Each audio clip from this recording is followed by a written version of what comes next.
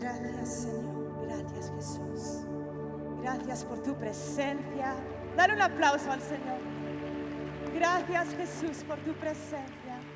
Te amamos. Amén.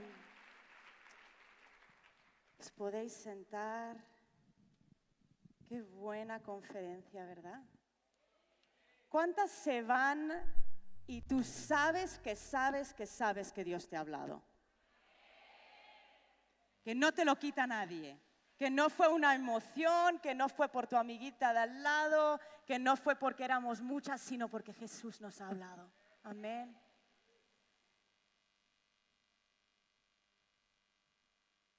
Hemos visto tantas cosas y Dios nos ha hablado de tantas cosas en estos 3 días juntos.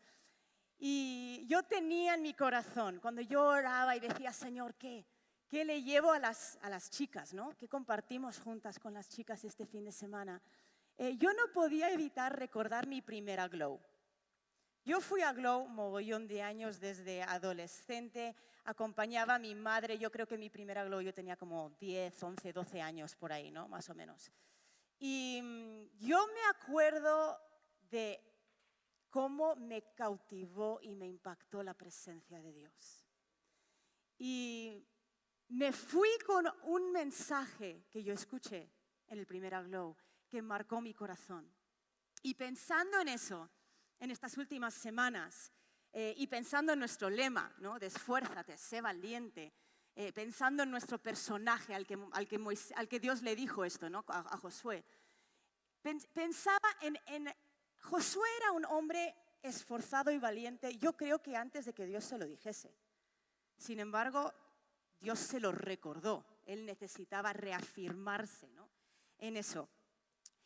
Y cuando vemos a Josué, nos encontramos a este guerrero valiente, nos encontramos que tomó el liderazgo de Moisés, nos encontramos que llevó al pueblo y les ayudó en ese paso final de haber salido del cautiverio para entrar a la tierra prometida.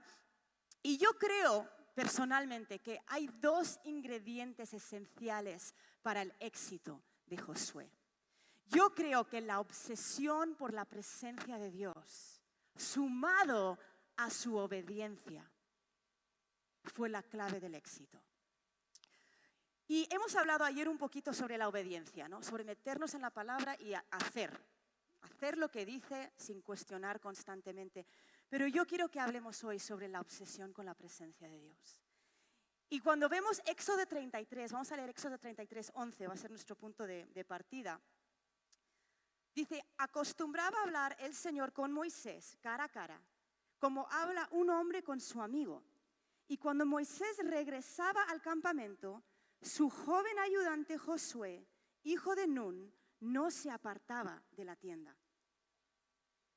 Aquí vemos, si leyésemos todo el contexto, toda la historia, vemos que Moisés subía al monte, bajaba la presencia de Dios, la nube, Dios hablaba cara a cara con Moisés. Y luego Moisés salía, él tenía que bajar la montaña y decirle al pueblo de Israel la instrucción que había recibido de Dios. Sin embargo, Josué, nos encontramos que él le seguía a su líder hasta cierto punto. Cuando Dios bajaba, ya no seguía a su líder para bajar. Él se quería quedar cerca de la tienda. Ahora, esta es la segunda mención que encontramos en la Biblia de Josué. Le encontramos unos capítulos antes, la primera vez que aparece Josué, no lo vamos a leer, pero está en Éxodo 17, y es la historia en la que lucha el pueblo de Israel contra los amalecitas, y Moisés le dice a Josué, tú dirige el ejército y yo voy a subir y levantar mis manos desde la montaña. No sé si os acordáis de esa historia. Entonces Moisés dice, yo voy a estar arriba en el monte, en la montaña, con los brazos extendidos, y tú vas a dirigir al pueblo. Y vemos a Josué llevándolo a cabo y de repente desaparece Josué. No se vuelve a hablar de él hasta muchos capítulos después. Entonces la segunda vez que le encontramos es en esta historia, donde Moisés entraba a la tienda, la nube descendía, Moisés bajaba, daba la instrucción y Josué se quedaba al lado de la tienda.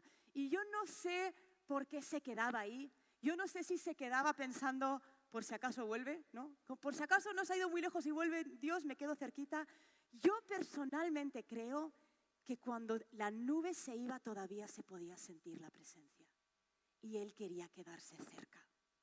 Esta obsesión con estar cerca de Dios, estar cerca de su corazón, escuchar su latido, aprender a interactuar, a escuchar de Dios, es lo que quedó impregnado en mí en mi primera Glow.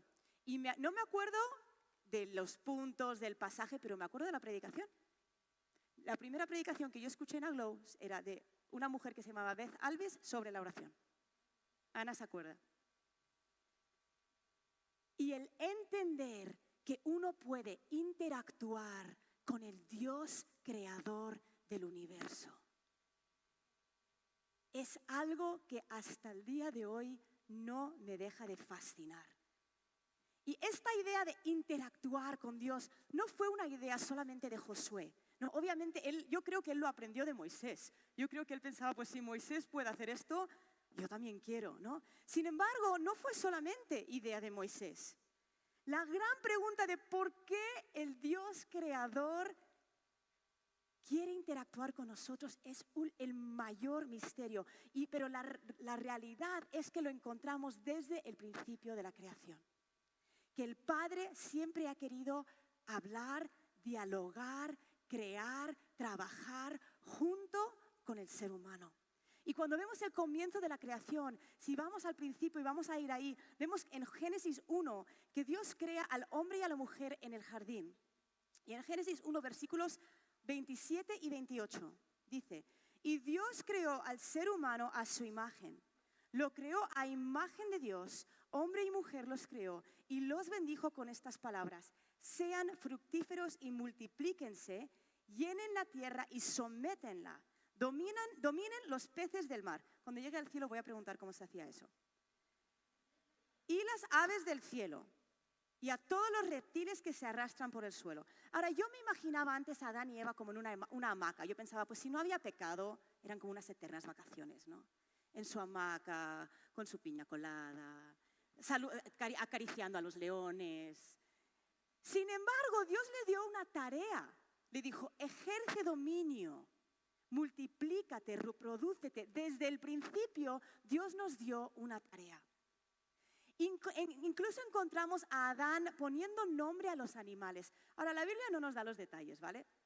Pero yo sé que en el Antiguo Testamento el nombre de alguien tenía que ver con su identidad. Entonces yo sospecho que Dios le estaba diciendo a Adán, vamos a dar identidad a los animales juntos. Vamos a crear juntos. Vamos a hacer esto juntos. Les dio este dominio y autoridad. Y yo creo que es porque confiaba en él. Desde el comienzo, Dios siempre quiso hacer las cosas a través del ser humano. Imagínate, para intentar contextualizarlo, imagínate que es como que Dios crea una empresa y contrata a Adán como CEO, ¿vale? Si la empresa va bien, sería gracias al encargado. Si la empresa va mal, sería por culpa del encargado. Es un poquito lo que hemos visto en el Real Madrid últimamente. Esas serían las consecuencias, ¿no? Ahora, ¿qué pasó? Viene el enemigo y empieza a hablar con el ser humano y de alguna manera consigue que el ser humano esté de acuerdo con él y es como que le quita las llaves de la empresa. Dice, ya he conseguido las llaves y la autoridad. De hecho, es muy interesante porque si pasas unos capítulos más adelante a la historia de Noé, encontramos que Noé sale del arca después del diluvio. Dios le da la misma instrucción que a Adán y a Eva, con la excepción de una cosa. Le dice, multiplícate y llena la tierra. Pero ya no le dice, ejerce dominio. ¿Por qué?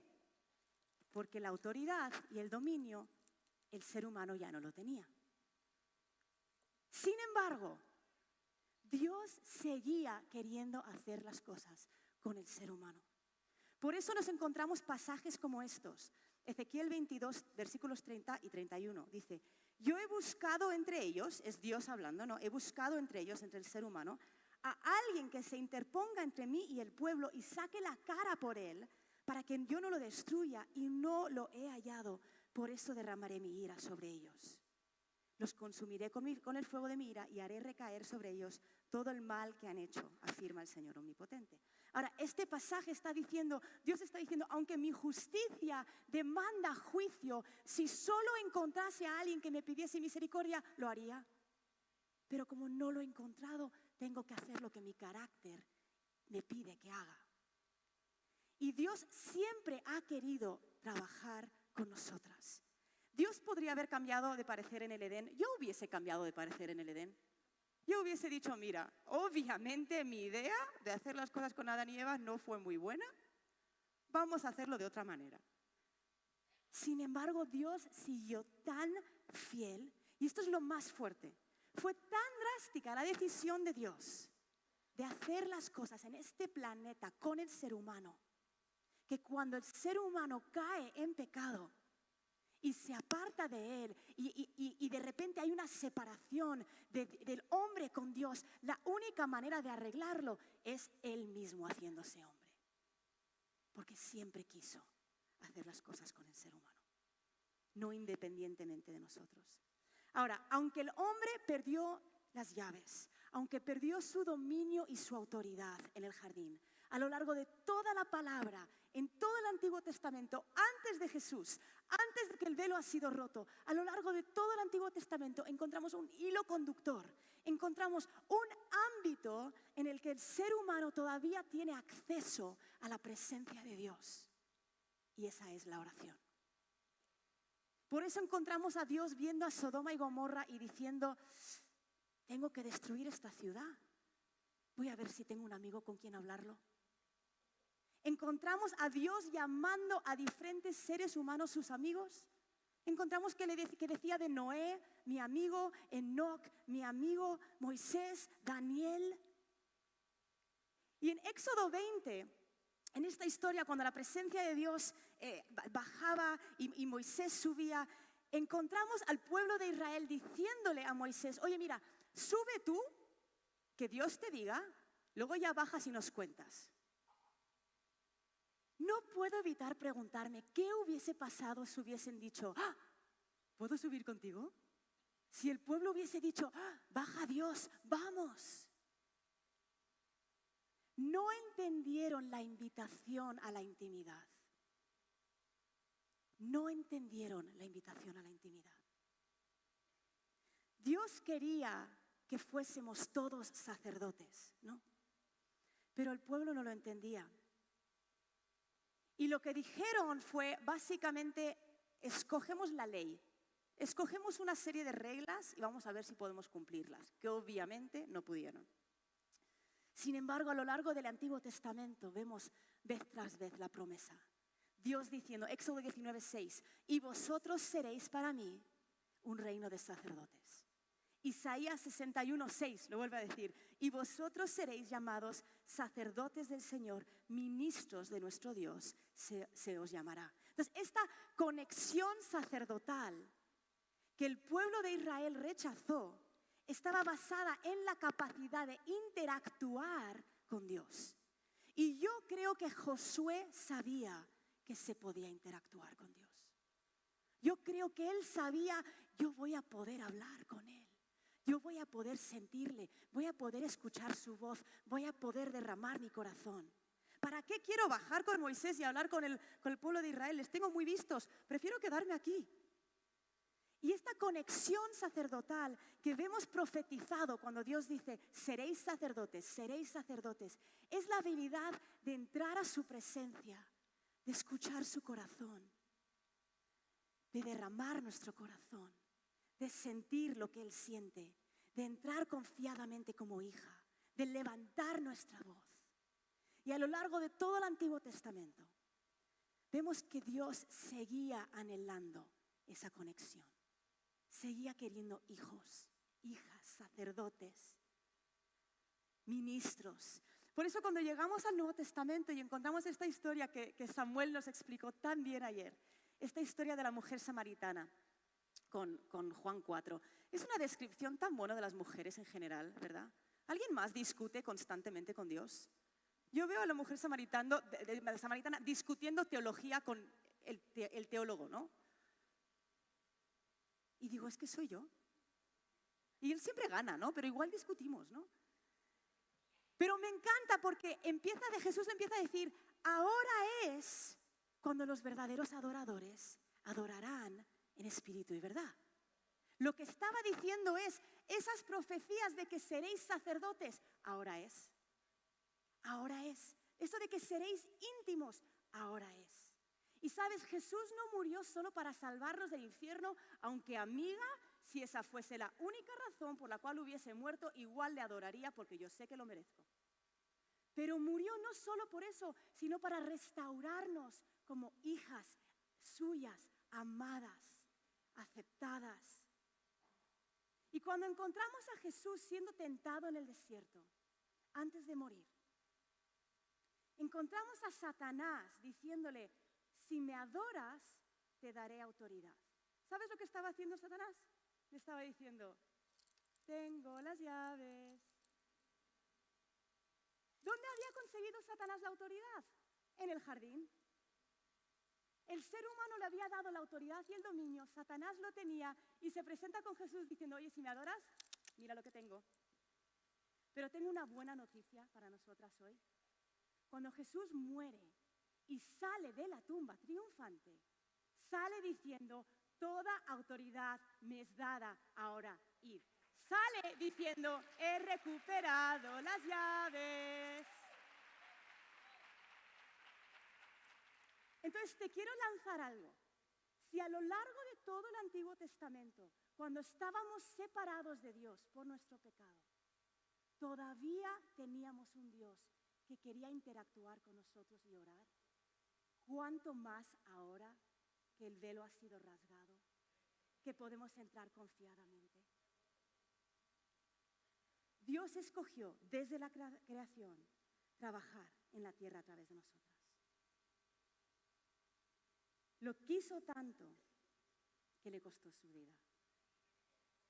Y lo increíble de esto es que Él nos invita a cambiar el mundo desde tu coche, desde tu casa, desde el baño o el lugar de descanso en tu trabajo.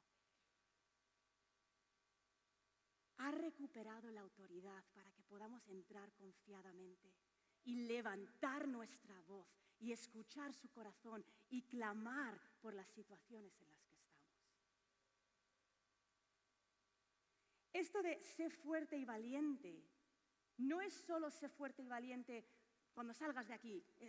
Después de comer, sé fuerte y valiente, vamos todas a casa. Es ser fuerte y valiente todos los días cuando tú entras en tu lugar de oración y dices, aquí estoy, Señor. Sé fuerte y valiente. Y yo quiero dar unas claves esta mañana para desarrollar un estilo de vida de oración. Me encantó cómo Sara hablaba esta mañana. De 15 años de oración. Y su tía, no me desanime. ¿Ya llegará? ¿No? Eso es ser fuerte y valiente. ¿Ya llegará? ¿Por qué? Porque estoy orando. Y ese es el primer punto. Cuando tú y yo entendemos que Él recuperó las llaves y que yo tengo autoridad, no por nada que he hecho, no porque me lo merezco, porque soy hija amada. Y yo entro con la autoridad. Yo entiendo que lo que yo estoy haciendo es sembrar para una cosecha. Entonces, ¿cómo funciona la oración? Cuando leemos los diferentes momentos y revelaciones espirituales que los grandes hombres de Dios tuvieron en el Nuevo Testamento, encontramos que muchos de estos hombres, ¿a cuántas os pasa que leéis a alguien, alguna historia en la Biblia y dices, yo también quiero? ¿No? Lees a alguien en la Biblia, a Pedro y a Juan y dices, yo también quiero. Lees a Juan en el Apocalipsis y dices, Señor, yo también quiero que se abran los cielos y yo también quiero ver. ¿No? ¿A alguien más le pasa? Cuando encontramos esos increíbles momentos en la Biblia, ¿sabes lo que estaban haciendo antes esos hombres de esos increíbles momentos? Orando. Hechos 11, aquí van algunos ejemplos, no van a salir en pantalla, aquí van algunos ejemplos. En Hechos 11, Pedro dijo, estaba yo en la ciudad de Jope orando y vi en éxtasis una visión. Hechos 3, Pedro y Juan subían juntos al templo a la hora novena, la de la oración, y era traído un hombre cojo de nacimiento y fue sanado. Hechos 13, la iglesia primitiva, mientras ministraban al Señor y ayunaban, el Espíritu Santo dijo, apartadme a Bernabé y a Saulo. En Juan, en Apocalipsis 1, dice, estaba yo en el Espíritu en el día del Señor y oí detrás de mí una gran voz. Hechos 16, Pablo iba a orar cuando acabó llevando al Señor a Lidia, la primera europea. Muchas de nosotras queremos orar el día que pase algo. Pues ¿sabes qué? Algo va a pasar el día que estés orando. ¿Es que esto es así? Cuando oramos suceden cosas. Sin embargo, si no tenemos el hábito de orar, amiga mía, vas a leer esas historias y decir, hola, yo también quiero. Pues mira, el día que te pongas.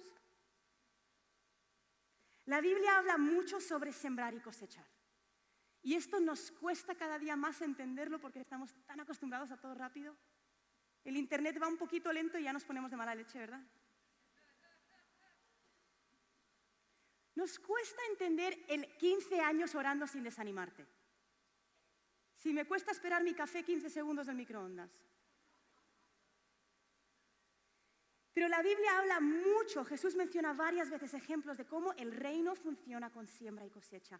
Y a mí me gusta verlo de esta manera. Me gusta verlo como que yo tengo disciplinas de oración, como Pedro y Juan que subían a orar, Pedro que estaba orando, Juan que estaba en Patmos orando. Estoy plantando semillas cada vez que yo tengo mi hábito. ¿Para qué? Para que cuando baje el Espíritu haya algo que regar. Si no hay una semilla que regar, ¿qué va a regar?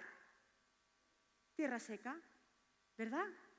Entonces, tienes que empezar a ver los momentos de oración como yo estoy sembrando. De hecho, mi marido y yo ya lo hemos integrado en nuestro vocabulario. Ya le digo, hoy coseché. Ay, cuéntame, ¿qué pasó? Esos momentos donde Dios baja, donde Dios te habla, donde Dios te da palabra, donde Dios te ministra, donde Dios te dice, ora por esto, haz esto, salta. Esos son los días que cosechas. Los meses que no sentiste, que no te habló, que no vino nada, que no bajó un ángel, que no sabías qué hacer. Necesitamos hábitos de oración. Y a veces hemos abrazado tanto la soberanía de Dios y la grandeza y la majestad de Dios que hemos dejado la oración a un lado, ¿no? Me explico. Por ejemplo, pensamos cosas como yo sé que Dios es bueno y proveerá, pues ¿para qué voy a orar para el trabajo? Como yo sé que Dios quiere salvar a la gente, pues ¿para qué oro para que se salven? ¿No? Y la verdad, amiga, es que la oración siempre ha sido compleja. Por eso los discípulos le preguntaron a Jesús, oye, enséñanos cómo orar. Le podrían haber preguntado un montón de cosas. Le podrían haber dicho, oye Jesús, enséñame cuando oras por un ciego, cuándo se hace lo de la saliva con el barro y cuándo se hace lo de decirle, no, danos las claves de evangelismo. Le podrían haber preguntado 1000 cosas y le dijeron, Jesús, enséñanos a orar. ¿Sabes cuál es mi teoría personal? Yo creo que le preguntaron, enséñanos a orar, porque todo lo demás lo veían de cerca. ¿No? Ellos veían cómo oraba por enfermos, veían cómo compartía, pero de repente se iba a la montaña, ¿no? Como, oye, ¿eso qué hace ahí arriba? Enséñanos cómo se hace. Pero ¿sabes lo que me encanta? Que cuando los discípulos le dicen, Jesús, enséñanos a orar, Jesús no dice, vale, saca un papel y un boli y empieza a tomar notas. Dicen, Jesús, enséñanos a orar y hace, Padre nuestro que estás en los cielos. ¿Sabes por qué? Punto número 2, se aprende a orar orando. No hay atajos. Voy a ser sincera con vosotros. A veces me escriben pastores. Si eres una pastora aquí, ya aquí te va el spoiler. Me escriben pastores para pedirme que vaya a sus iglesias a darles talleres de adoración a los músicos o al equipo de alabanza o a la iglesia. ¿Puedes venir a enseñarnos a adorar? Y yo siempre doy largas. Si soy sincera, digo que estoy ocupada. Pero en realidad, no te voy a enseñar a adorar. ¿Cómo te voy a enseñar a adorar? Se aprende a adorar adorando. ¿Qué voy a ir a tu iglesia y ponerme a adorar? Pues hazlo tú. No, es como si tú me dices, oye, ¿me puedes enseñar a tener una amistad con tu marido? No, queda tú a tomar algo con él, que te voy a enseñar cómo se hace eso. Y los discípulos vienen diciendo, Jesús, enséñanos, y él empieza a orar. Padre nuestro que estás en los cielos, santo.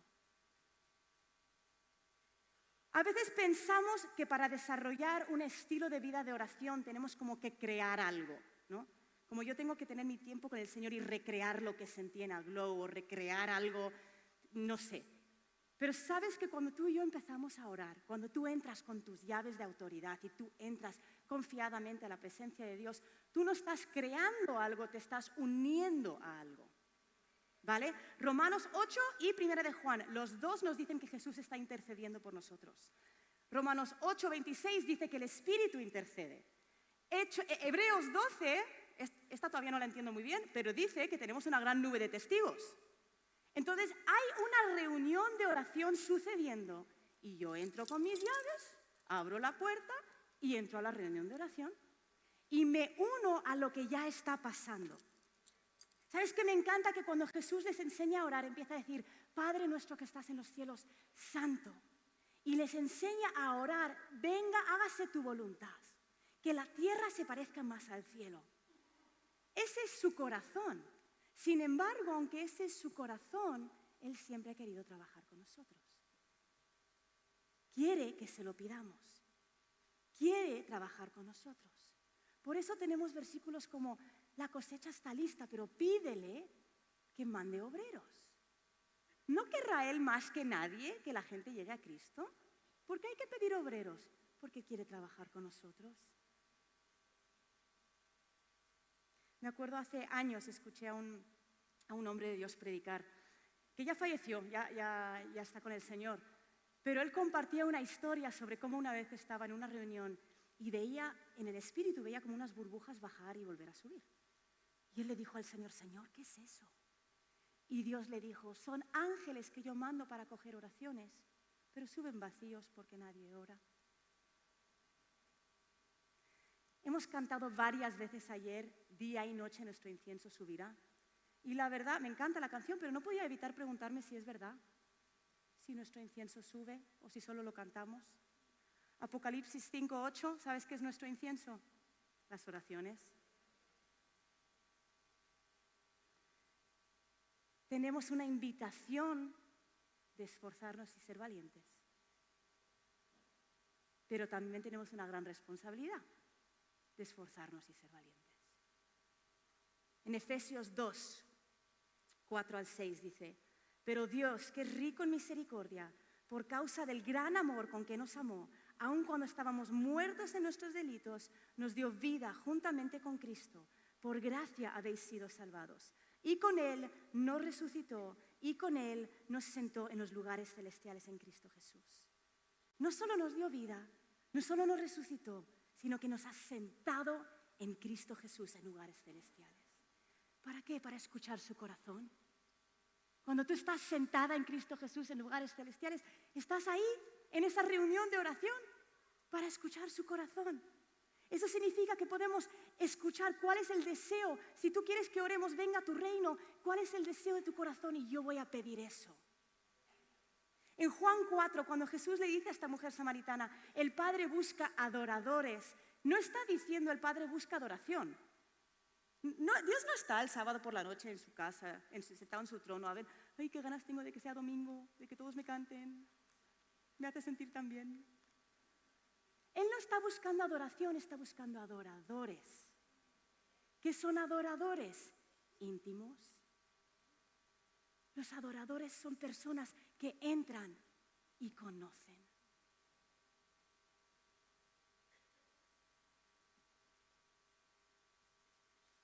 Yo creo que una de las razones por las cuales nos cuesta desarrollar un estilo de vida de oración es porque no nos gusta el silencio incómodo.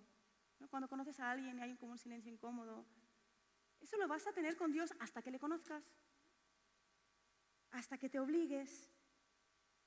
Él está buscando gente que quiera conocer su corazón. Los de la alabanza podéis ir saliendo si queréis. Ahora, esta palabra conocer, en el hebreo original, esta palabra conocer es una palabra que se dice yada. Ahora, yada es una palabra que tiene mucha riqueza en el idioma y tiene mucho significado. Entonces, yada puede ser, pues, fulanito conoció a menganito y le das la mano y les conoces y mucho gusto. Puede ser conocer intelectual, también puede ser conocer de una asignatura o conocer de un tema, pero casi siempre esta palabra conocer se usa en un conocer íntimo. Tiene que ver con un sentido de conocimiento personal y relacional. Y encontramos la palabra yada en Adán, yada a Eva y dio a luz. Eso no es mucho gusto. Eso es un conocer muy íntimo, ¿verdad? Cuando llegamos al Nuevo Testamento, encontramos la misma explicación y definiciones para la palabra yada del hebreo en el griego. Y en Mateo 7, 22 y 23, cuando Jesús dice, muchos dirán, Señor, Señor, no profetizamos en tu nombre y en tu nombre echamos fuera demonios y en tu nombre hicimos bla, bla, bla, bla, bla, bla. Y Jesús dice, nunca os conocí, no es mucho gusto. Es el mismo sentimiento de yada. Es nunca os conocí íntimamente. Nunca conocí tu corazón. Nunca conociste mi corazón, nunca usaste las llaves para entrar a la presencia, tus llaves de autoridad para pedir, para escuchar. Cuando tú y yo cogemos el reto de decir, yo quiero conocer, sabes que hay un fruto de conocer. Lo vemos a lo largo de todo el Antiguo Testamento. Fulanito conoció Yada a Menganito y dio a luz. Este conoció, dio a luz. Este conoció, dio a luz. Cuando tú y yo conocemos, lo natural es dar a luz. Amiga, pasamos tanto tiempo intentando transformarnos. Si consigo ser más paciente, más no sé qué, más no sé cuánto, ¿sabes qué? Conoce. Porque fruto es amor, paz, paciencia, benignidad. Pasamos tanto tiempo, Señor, ¿cómo podemos cambiar el mundo? Conoce, porque cuando conoces su corazón te indigna, no lo que le indigna al mundo, lo que le indigna a Él. Y hay una diferencia, hay una diferencia. Conoce su corazón para dar a luz. Me encanta esto, Proverbios 3, 5 al 6. Es un versículo que nos sabemos de pe a pa muchas de nosotras. Confía en el Señor con todo tu corazón y no te apoyes en tu propio entendimiento. ¿Lo habéis escuchado? ¿Sí? Reconócelo en todos tus caminos y Él enderezará tus sendas. Reconócelo es yada. Conócelo en tu matrimonio y Él enderezará.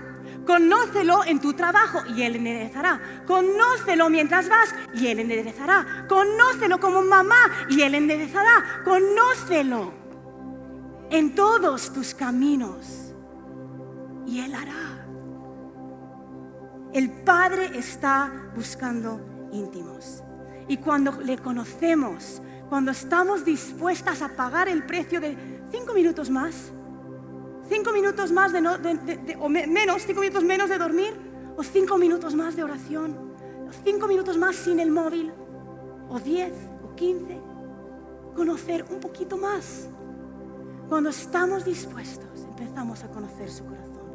Y el tercer punto es, si queremos ser valientes, hay que aprender a orar oraciones valientes, oraciones audaces. Hace unos meses me pasó algo que no me esperaba que me pasase. Estábamos en un campamento de jóvenes en Canarias y estábamos predicando y yo prediqué sobre ser valientes en nuestra vida de oración. Campamento de chavales, ¿vale? Adolescentes, universitarios. Y terminamos con un tiempo de oración. Y yo les invité a levantar la voz y vamos a hacer oraciones valientes. Y yo me esperaba como, ¿no? Y pasó algo que yo no me esperaba. Y es que las oraciones valientes eran oraciones vulnerables. De repente había un montón de chavales que nunca habían orado por el divorcio de sus padres, por el padre ausente, por los padres sin trabajo. Y el Espíritu Santo bajó de una manera que yo no me atreví a seguir. Mi marido me decía, canta no sé qué, y yo, no me atrevo porque no sé qué está pasando. Pero me abrió los ojos a darme cuenta de que tenemos iglesias llenas de personas que ni siquiera se atreven a abrirle su corazón, que ni siquiera se atreven a ser vulnerables, a decir, esto me duele y no he sido audaz, no he sido valiente para traerlo. Y vamos a levantarnos y vamos a ser valientes, pero va a requerir una valentía para cambiar algunos horarios, va a requerir una valentía para poner disciplinas. A lo mejor esto no es como la mejor predicación para terminar, así, vámonos todos contentas. Pero si no salimos y aprendemos a conocer, aquí hay mucho potencial para cambiar España, para cambiar iglesias, para cambiar la nación, para cambiar ciudades, para cambiar familias, para cambiar lugares de trabajo. Pero necesitamos conocer. Necesitamos conocer. Necesitamos conocer. Y la buena noticia es que Él también lo está anhelando. Me encantó esta cita del pastor Mark Batterson. Dice, creo que lo van a poner, sí. Las oraciones audaces honran a Dios y Dios honra las oraciones audaces. A Dios no le ofenden nuestros mayores sueños ni nuestras oraciones más osadas. Lo que le ofende es todo lo que sea inferior a ellos. Si tus oraciones tienen que ver con cosas que no son imposibles para ti, son insultantes para Dios. ¿Por qué? Porque no necesitan una intervención divina. Cuanto mayor sea la oración, cuanto más imposible, cuanto más loco, cuanto más descarado, más gloria va a recibir Él cuando Él conteste. Y vamos a ponernos de pie en esta mañana, pero vamos a responder. Él está buscando íntimos. ¿Y qué son íntimos? Valientes. Está buscando mujeres valientes.